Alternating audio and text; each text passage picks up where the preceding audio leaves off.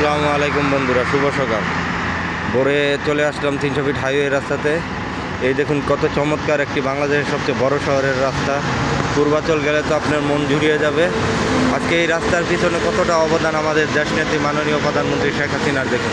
তার নিজের হাতে গড়া, আর সেই স্বপ্নটাকে আমরা ভেঙে চুরমার করে দিলাম। আজকে আমরা তার কথা অনেকেই মনে করি। 24-এর পরে এখন সবাই ধারণা করে যে আগের আমার টার্মই ভালো ছিল, মাননীয় প্রধানমন্ত্রী শেখ হাসিনাই ভালো ছিল। হয়তো আমার মনে হয় না তার মতো কেউ আর উন্নয়ন করতে পারবে। উন্নয়ন হবে না যেমন কথা না, কিন্তু তার মতো উন্নয়ন কেউ করতে পারবে সেটা আমার মনে হয় না। তাই আমার নেত্রীর কথা আমি ভুলতে পারি না। প্রতিটা মুহূর্তেই আমার মনে পড়ে বাংলাদেশের উন্নয়নের দিকে আসলেই উন্নয়নের রূপকার ছিলেন আমার মাননীয় প্রধানমন্ত্রী শেখ হাসিনা। তার জন্য সবাই দোয়া করবেন, সে যেন বাংলাদেশে তার সুনাম নিয়ে আবার ফিরে আসতে পারে।